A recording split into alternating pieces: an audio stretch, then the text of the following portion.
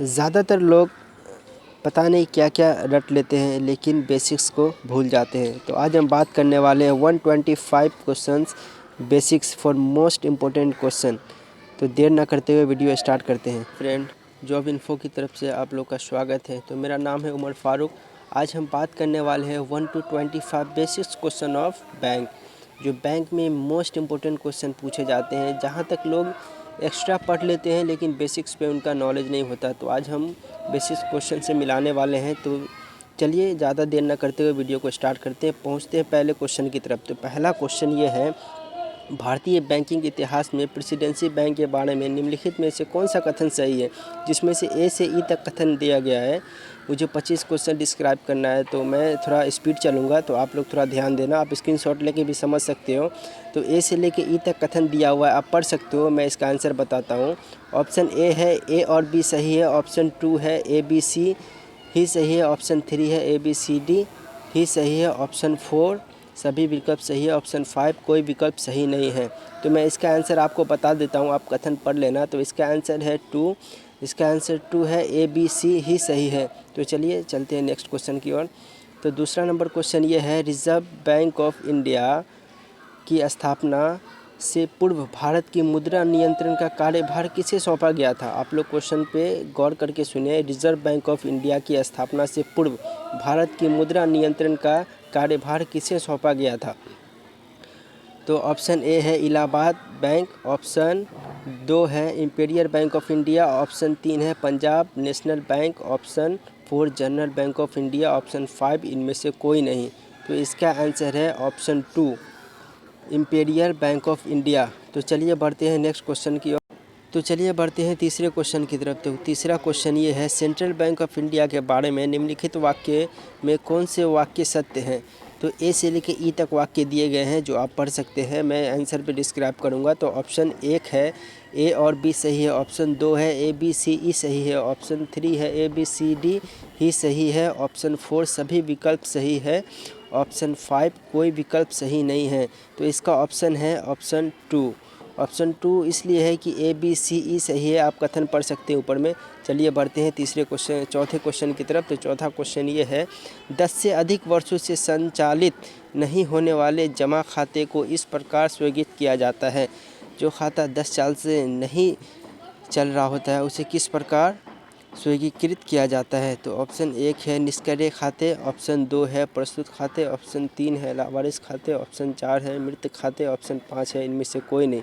तो इसका आंसर है ऑप्शन 5।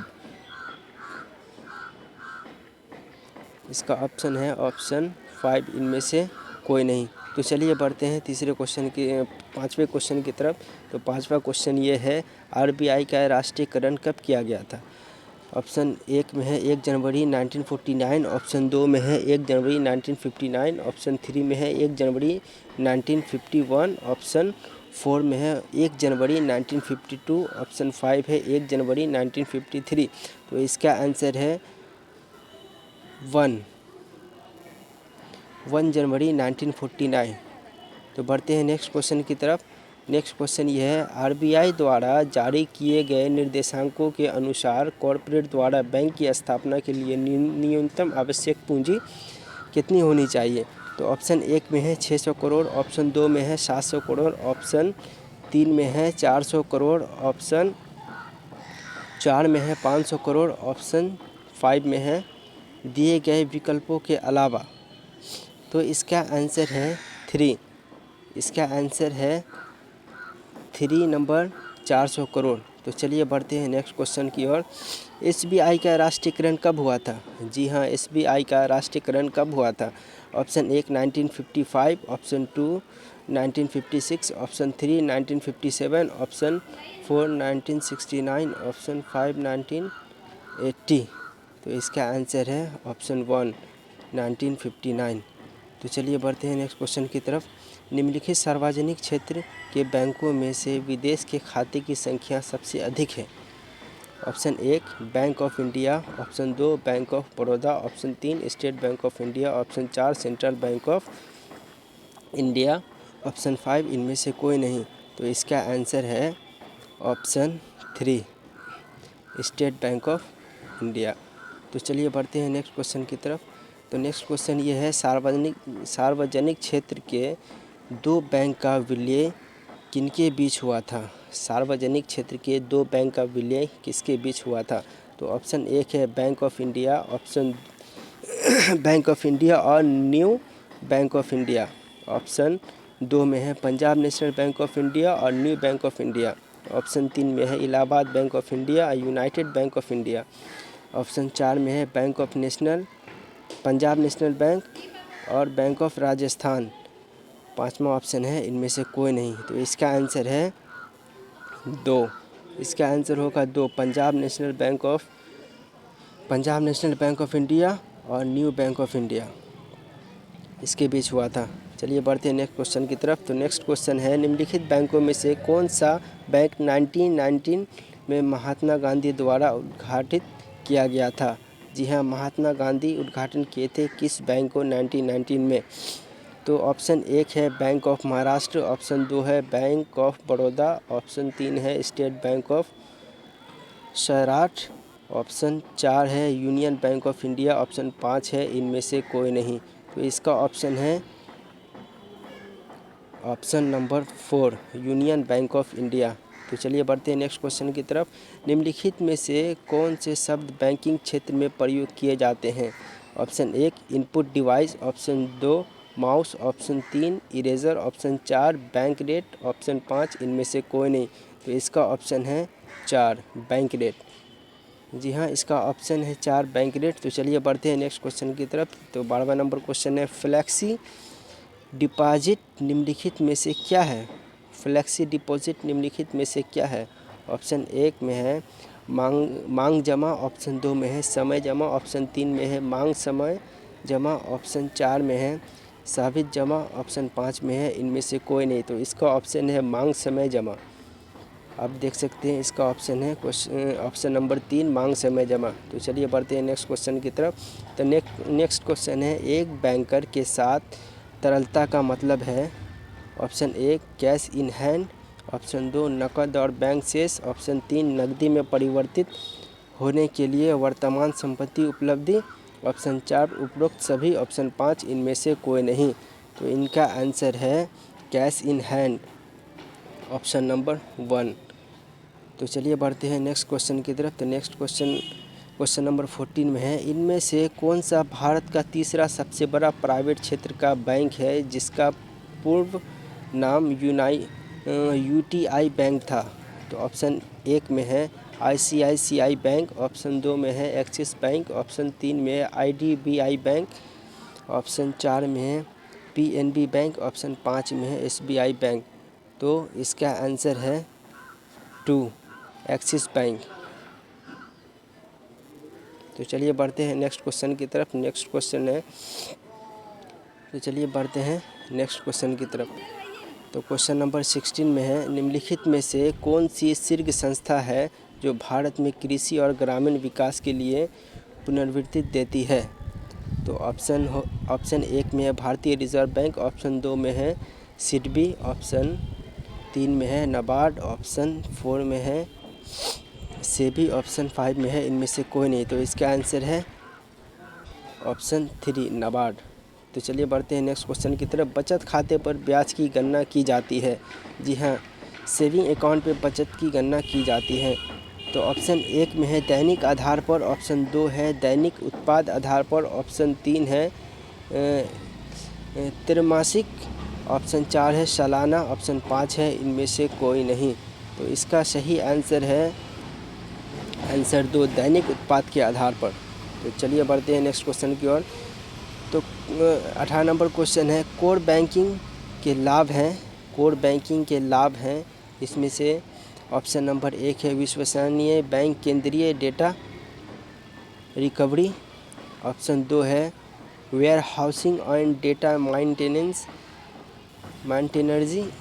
सक्षम करें, ऑप्शन तीन में एकत्रित ग्राहक केंद्र सेवाएं, ऑप्शन चार में कोर इंफ्रास्ट्रक्चर और भविष्य के खर्चों के लिए उपयोग किया जाता है, ऑप्शन पाँच में है उपरोक्त सभी। तो इसका आंसर है ऑप्शन नंबर 1, विश्वसनीय केंद्रीय डेटा रिकवरी। तो चलिए बढ़ते हैं तीसरे नेक्स्ट क्वेश्चन की ओर। तो नेक्स्ट क्वेश्चन है, भारत में वाणिज्य बैंक की स्थापना के लिए न्यूनतम पूंजी कितनी होनी चाहिए? Option 1 100 crore, option 2 200 crore, option 3 300 crore, option 4 400 crore, option 5 500 crore. तो इसका आंसर है ऑप्शन 5 500 करोड़। तो चलिए बढ़ते हैं नेक्स्ट क्वेश्चन की ओर। पंजाब नेशनल बैंक के मुख्य कार्यकारी अधिकारी कौन है? क्वेश्चन आप लोग ध्यान से सुनिएगा। पंजाब नेशनल बैंक के मुख्य कार्यकारी अधिकारी कौन है?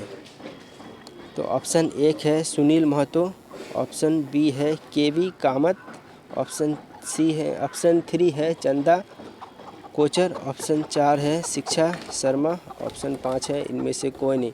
तो इसका आंसर है ऑप्शन नंबर 1 सुनील महतो। तो चलिए बढ़ते हैं नेक्स्ट क्वेश्चन की ओर। कौन से बैंक की टैग लाइट सिर्फ बैंकिंग और कुछ नहीं है? तो ऑप्शन 1 है पीएनबी, ऑप्शन 2 है state bank of India, option 3 है कैनरा बैंक, ऑप्शन 4 है सिडबी, ऑप्शन 5 है इनमें से कोई नहीं। तो इसका आंसर है option 2 state bank of India. तो चलिए बढ़ते हैं 12वें क्वेश्चन की तरफ, 22वें क्वेश्चन की तरफ। तो क्वेश्चन ये रहा, पहला भारतीय बैंक जिनमें से भारत में एटीएम स्थापित किया था। जी हाँ, क्वेश्चन गौर से सुनिएगा। पहला भारतीय बैंक कौन है जिसने भारत में एटीएम स्थापित किया था? तो ऑप्शन 1 में है state bank of India, option 2 में है बैंक ऑफ बड़ौदा, ऑप्शन 3 में है आईसीआईसीआई बैंक, ऑप्शन 4 में है एचडीएफसी बैंक, ऑप्शन 5 में है इनमें से कोई नहीं। तो इसका आंसर है आंसर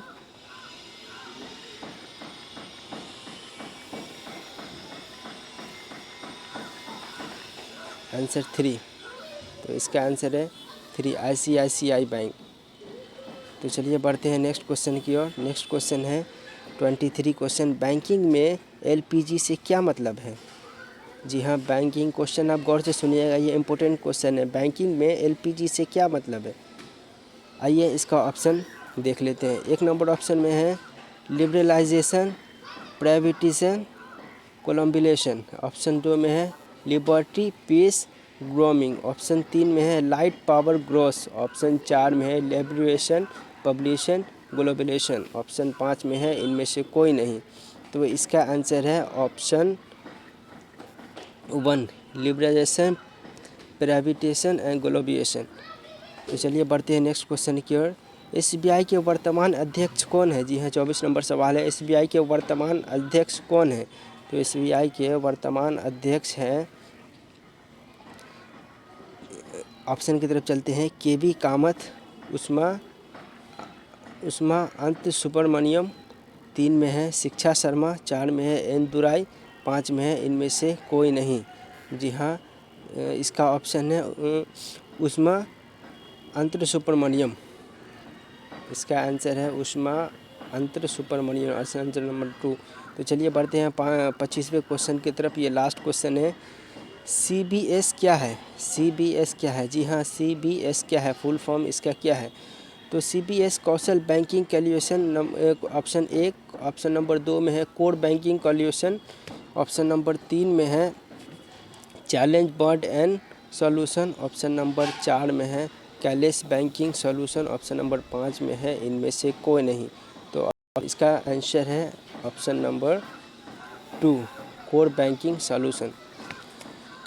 तो आई होप आप लोगों को अच्छा लगा होगा। ये most basics 1 to 25 question banking के लिए इम्पोर्टेंट है, ये आप लोग इसे रट लें, ये आपको कॉम्पिटिटिव एग्ज़ाम में बहुत ज़्यादा हेल्प करने वाली है। आप अगर कहीं पे नहीं समझे हो तो आप कमेंट बॉक्स में बता सकते हैं, हम इसकी पीडीएफ आपको उपलब्ध करा देंगे। और हमारे इस चैनल को सब्सक्राइब कर लीजिए ताकि इसी तरह की अच्छी अच्छी वीडियो मैं आप लोगों के लिए लाता रहूं और आप लोगों को सबसे पहले मिलती रहे, आप बैंकिंग की तैयारी कर सकते हैं।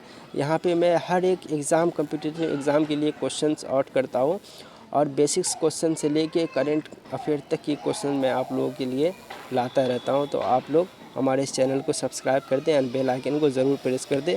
और जहाँ क्वेश्चन समझ में नहीं आया हो आप लोग स्क्रीनशॉट करके आप लोग पढ़ सकते हैं।